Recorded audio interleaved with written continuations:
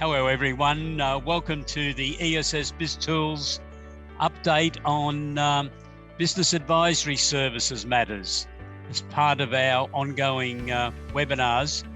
And I'm joined today by Peter Milla, the Managing Director of Business Tree from Sydney. How are you today, Peter? I'm well, and yourself? I'm very good, thank you. I've known Peter for a long time. We were both business advisors in one of Oz Industries' major programs about 15 years ago, and that was COMET, Commercialising Emerging Technology, which has now been rolled into the Accelerating Commercialisation program. Peter, do you want to tell us a little bit about Business Tree so that we get some background information on you? Certainly. Business Tree was started over 20 years ago as a commercialisation and innovation consultancy. Back when I started it, nobody understood what the word commercialisation meant. I'm still educating the market on that, but our company works here in Australia. We work with businesses overseas, but mainly in America. And our raison d'etre is to make more entrepreneurs more successful. Thanks, Peter. Well, Peter, as you know, ESS BizTools has been developing a research and development product package that small and medium-sized accountancy firms, and big firms if they wish, but primarily small and medium-sized accountancy firms can utilise with their clients. Do you think there's been enough emphasis placed on return on investment in research and development deliberations in Australia? No, I don't.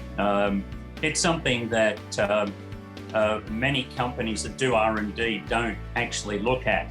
And from my perspective, it's all important. You shouldn't embark upon an R&D journey unless you do a feasibility study, unless you look at the return on the investment that you're going to make in R&D. And so I've read very little about anybody doing ROIs on R&D. I think globally, if you look at innovation statistics, it's pretty low globally. Yes, I gather that. The last figures I've seen that have been released by the Small Business Ombudsman, actually, quoting Oz Industry and Taxation Office figures, there were over 13,000 companies participated in the Australian government's research and development program in 2017-18. Do you have any idea what the return on investment may have been from that expenditure that those companies undertook? So you say it was $6.5 billion investment by government? Yeah, the government paid out, according to the official figures, $6.5 billion for those 13,000 companies. That's interesting because the government program is there to offset the risk in R&D, and through R&D, companies are able to generate new products, new revenues, new markets, especially internationally. The government would get back taxation dollars, they'd get employment, they'd get replacement of imports. Would that make 6.5 billion? I'm not sure. Very interesting. So Peter, you and I are going to be talking for around 30 minutes next Wednesday, the 17th of March at 11:30 a.m. AEST, 12:30 p.m. AEDT, on this very interesting question on research and development.